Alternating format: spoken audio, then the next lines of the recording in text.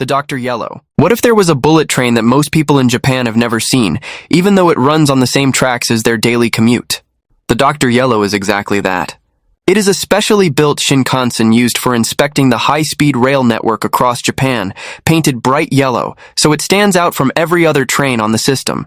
It runs at full bullet train speeds while its onboard equipment measures track wear, overhead line tension, and signal accuracy at 270 kWh. Its schedule is never officially published. It appears roughly once every 10 days somewhere in the country, and Japanese train enthusiasts consider spotting it a genuine stroke of luck. Parents tell children that seeing the Yellow Doctor brings good fortune. Only 2 Dr. Yellows exist in active service, both operated by JR Central. They are among the most photographed trains in Japan by people who have never actually ridden one because you cannot buy a ticket. It is a bullet train that runs in the shadow of every other bullet train, and it exists specifically to keep the entire network alive. The Vomit Comet. Sometimes engineers solve a problem so aggressively that they create a new one. The British Advanced Passenger Train, or A, was designed in the 1970s to go faster than any other train in the United Kingdom without needing new tracks. The idea was to build a train that could tilt as it went around corners, letting it take existing rail curves at higher speeds without derailing. On paper, it was brilliant. In practice, the tilting system worked exactly as designed, but it worked so aggressively that passengers on board began to feel violently ill. The tilt combined with forward motion produced a specific kind of motion sickness that no amount of engineering could fix. Journalists on the inaugural press run reported vomiting in the aisles. The Reaper. Not every high-speed train that fails does so because of the train. Sometimes it fails because of the country around it. The German Transrap Rapid was a magnetic levitation train developed over 4 decades starting in the 1970s. It floated above its track using powerful electromagnets, eliminating friction and allowing speeds well above 400 km/h. A full-scale test track was built in Emsand in northern Germany, 31 km long, and the Transrapid ran on it thousands of times without a single mechanical failure. Then in 2006, a maintenance vehicle was accidentally left on the test track, and the Transrap Rapid collided with it at 170 km/h, killing 23 people. The program never recovered. Germany canceled all domestic plans for the technology. The Memsland test track was dismantled between 2011 and 2012.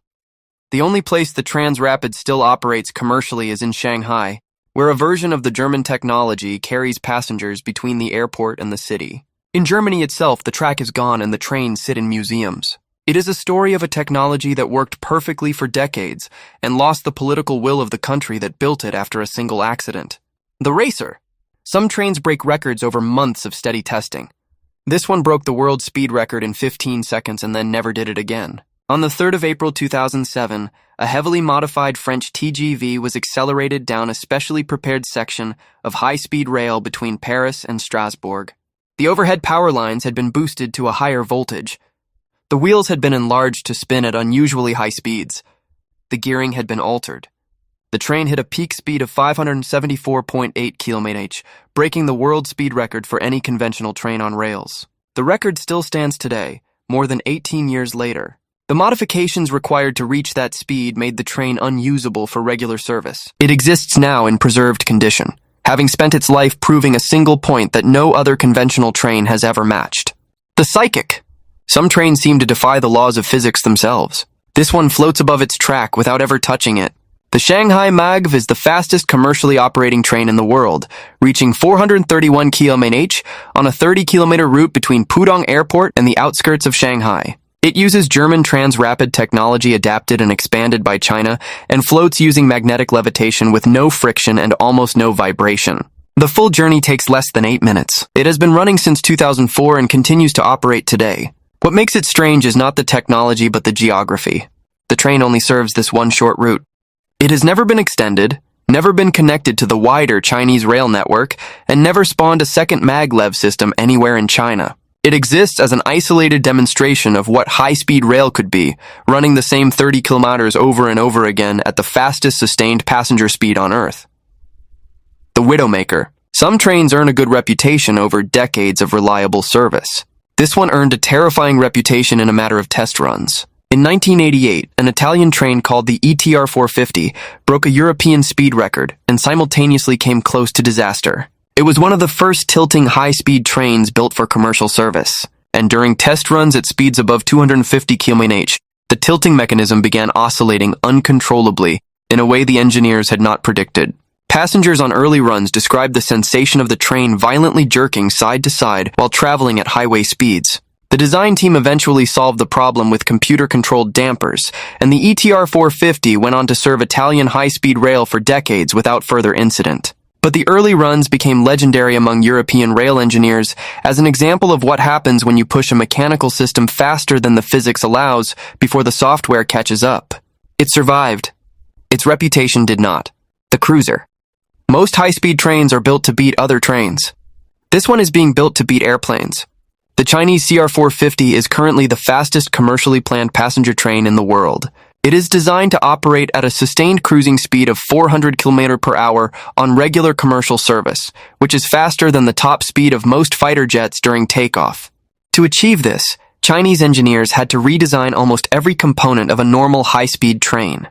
New brake systems capable of stopping the train from cruising speed without buckling the rails. New track geometry to prevent lateral swaying at the target speed. New aerodynamic profiles to reduce noise pollution to legal limits inside the cabin. The CR450 completed its first successful test runs in 2024 and is expected to enter full commercial service within the next few years. When it does, it will make every other high-speed train in the world look slow by comparison. The Sub-Zero. Some trains float above the tracks by a few millim. This one floats above them using magnets so cold they are almost at the temperature of empty space. The Japanese Chushin Kanensen L0 is designed to travel between Tokyo and Nagoya at 500 km/h. It floats above its track using superconducting electromagnets cooled to nearly absolute zero. It does not touch the rails at all during high-speed operation. In test runs on the Yamanashi test track, it has hit 603 km/h, which is the highest speed ever recorded by any manned rail vehicle in history. The full commercial road is being built now, mostly underground, cutting through the mountains of central Japan in tunnels that will make up over 80% of the total route length. The project has been under construction since 2014 and has faced repeated delays, environmental disputes, and cost overruns that push the total budget above $90 billion. When it opens, it will link Tokyo and Nagoya in 40 minutes, cutting the current journey time in half. The Jetpack, the final entry on this list, technically never became a high-speed train, but the fact that a working prototype hit 430 km/h in 1974 is what makes it the weirdest. The French Aerot was a jet-powered hover train designed by an engineer named Jean Berton. It did not run on rails. It ran on a concrete beam elevated above the ground, hovering on a cushion of air produced by fans underneath and propelled forward by a jet engine mounted on the back. During test runs on a dedicated track outside Orléans,